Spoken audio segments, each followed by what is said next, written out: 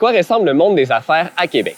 Dans ce deuxième épisode de la deuxième saison de la web-série J'ai Québec en tête, je vous invite à découvrir les impressions de Bibiana, originaire de la Colombie, qui a son entreprise ici, de Marcelo, originaire du Brésil, qui travaille dans le secteur des technologies d'information, et de Velouse, originaire d'Haïti, qui possède son épicerie et son restaurant dans le secteur de Sainte-Foy. Bon épisode! Ton atelier boutique Les Ninos, comment ça s'est passé la création de cette entreprise-là quand vous êtes arrivé ici? J'ai commencé à faire des pantalons d'évolution pour ma fille. Et après ça, mon mari m'a dit, Viviane, est-ce qu'on peut faire des sacs? Et si on achète les machines, et si on fait la personnalisation, c'est comme ajouter un produit additionnel à notre produit. Et ça vaut la peine de charger un petit peu plus pour un produit qui s'est fait au Québec et c'est fait pour une personne. Est-ce que la Ville de Québec offre un bon environnement pour se lancer en affaires? Oui.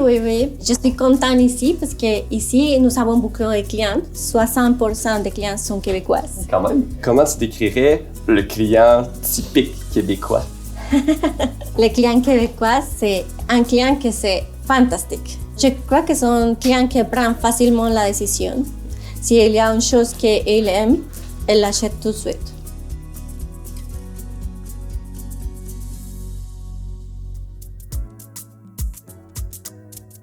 Ça ressemble à quoi le climat de travail au Québec? On a un bon climat. C'est sûr qu'il y a des moments comme moi je travaille en TI, en informatique, on a des livraisons en production, donc c'est des moments qui demandent un petit peu plus de concentration, mais c'est pas stressant, c'est quand même agréable de faire ça un petit peu plus parce qu'on n'est pas tout seul, on a un bon climat pour gérer ça. Comme tu viens de dire, l'humain est vraiment au centre de tout ça. Tu ne te sens pas comme juste un numéro à travers tout ça. Là. Ici, on se sent valorisé.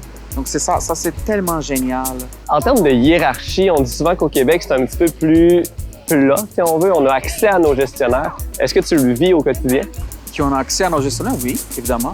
Fait qu'au Brésil, je pourrais pas jamais, mais ce serait tellement difficile de parler avec le directeur. Mais au Québec, je parle avec ma directrice qui, donc, elle veut savoir comment ça se passe, comment je me sens, si la charge de travail est-elle adéquate ou pas. Moi, je fais du travail hybride, donc des fois, je travaille au bureau, mais majoritairement de la maison, en télétravail. Puis tu sens que tu es capable de déconnecter, par exemple, à 17h, ta job est finie, tu fermes tout puis tu fais tes affaires. Je ferme tout. Surtout à Québec, je trouve que le côté humain est vraiment valorisé, est vraiment vu et respecté.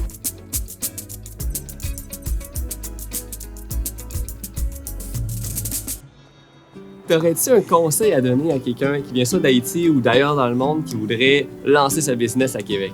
Premièrement, il faut s'informer. Donc, si la personne peut recevoir la formation en entrepreneuriat, bien sûr, oui, ça va vraiment beaucoup aider. Je sais qu'il y a les banques aussi qui ont des personnes qui sont disponibles pour offrir de l'aide aussi. Moi, j'en ai déjà appelé plusieurs personnes parce qu'à un moment donné, j'ai senti que j'allais avoir besoin d'un coup de main. J'ai été voir d'autres entrepreneurs à Montréal qui ont des commerces comme moi, qui sont haïtiens. Donc, c'était comme un grand challenge, mais avec le temps, donc j'ai appris et je continue à apprendre, bien sûr. Tu as décidé de fonder ton entreprise à Sainte-Foy. Pourquoi Québec versus Montréal ou autre ville? Donc, Québec, j'ai senti quelque chose de différent ici à Québec dès ma première visite. Je sens que je pourrais avoir plus de temps pour moi et pour la famille.